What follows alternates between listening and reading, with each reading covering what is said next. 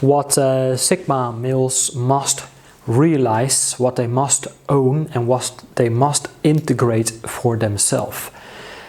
Why do I keep coming up with Sigma males? Because it kind of really refers to a kind of like archetype that we see in some men. It doesn't mean they are better or more advanced, or they are just different and they want to go and live on their own pace and separate themselves or break free from mainstream matrix conditioning, as they must lead their own life and go their own pace in life.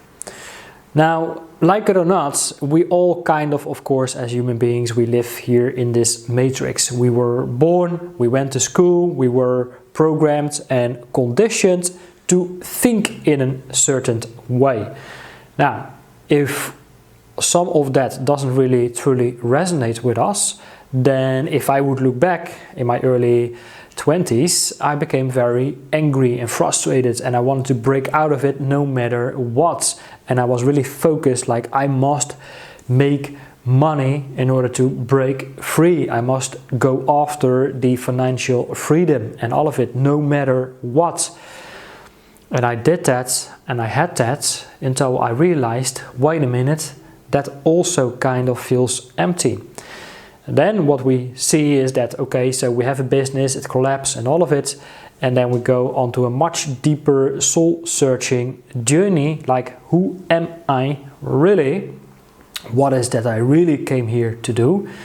And of course my purpose in life, what is truly my soul's calling? So instead of just really operating from the mind and rationality, we go further and deeper into our heart space, and we want to define our soul's calling, our soul's mission in life. And as we go through that kind of path, we go through many ups and downs, as we are still like with one foot here in this matrix of way of living and working and trying to sustain ourselves and all of it. But at the other part, it goes against our nature, it goes against our true authentic self, our soul's calling. But there we are with one leg in old matrix conditioning, and with other leg we are on the soul searching path and journey, trying to see what is it that we really came here to do and what we are here to bring. What are our gifts that really comes from within? What are really our intrinsic motivations?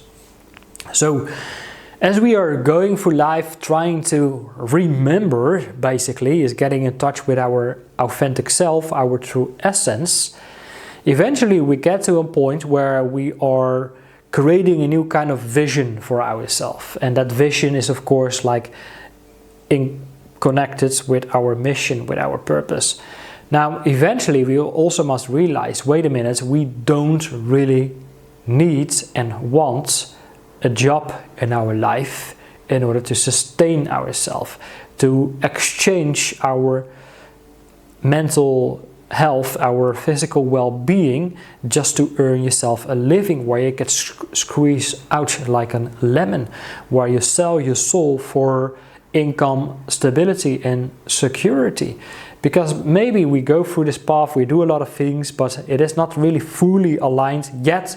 We don't really see the results yet. We are putting a lot of time, energy and effort into something, but it doesn't really comes with a direct reflection, like if I'm doing the right thing or not, because I don't see the results, and we doubt ourselves, insecurity creeps in, we lack sense of security or stability or safety or comfort, and then what we do, we go back looking for income security in a job, but then for what price? It slowly eats us alive, and we still are broke and broken mentally, emotionally, financially, because we are exchanging or selling our soul for the illusion of comforts, safety, security, stability and all of it. So the process, of course, is really what we must own is our own vision for ourselves in our life, and own, of course, our heart-centered passions and what it is, what kind of contributions do we really want to make, what are our gifts that we truly want to share with our world that doesn't drain us. It doesn't cost us energy, instead of it gives us energy. It's the process of cleansing and purifying our own glass of water, let it be our consciousness, by all the old conditioning that we had from our parents and upbringings, the system we grew up in. We need to cleanse it, we need to purify it through our spiritual practices, and then eventually that starts to flow over to the world, where we can share, of course, our light to the world. Now, this is of course a process of integration and a process of spiritual alignment. And the more we do that, we start to realize, wait a minute, we don't need a job for income, we just need to work. And our true work, our true calling, that eventually will start to reflect, and we create this infinite source of abundance. Now, I think this is a very important and crucial journey, called the hero journey, that we must go on to, and of course that is really what we are doing here. Now, in my case, because I am here from Northwest Europe, Netherlands, of course I also really speak a lot about the ancestral and spiritual heritage and culture that also exists within us, that has of course been spread out through the rest of the world, through colonization and all of it, that also, of course, I also pay attention to as well, where we really go back to our ancestral roots. Our heritage is to bring up the energy from our ancestors. Think about the Germanic, Celtic and Nordic tribes that is part of our cultural and ancestral heritage, that of course they were the warriors, the kings, and we still have that within our DNA as well, but we completely lost touch with it, we forgot it, we suppressed it, and we became like good, nice guys, becoming slaves of the system.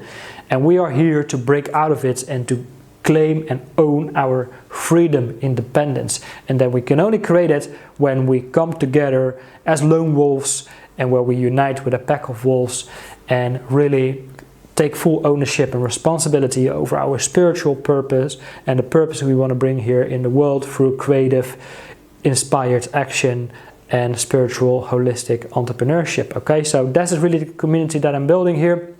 So if it resonates with this, of course I pay very much attention to energy management, where we must take full responsibility, ownership over our physical health, emotional, spiritual well-being, because that's the energy, that's the fuel that we need to put into our vehicle that can get us where we want to be. Of course, we also need the driving skills to communicate our ideas to the outside world. So this is also of course what we will talk about within our community. So all the links down below, and I look forward to communicate with you very, very quickly, and let's grow together. All right, Jean-Paul here, looking forward to see you all on my next videos. Take care for now.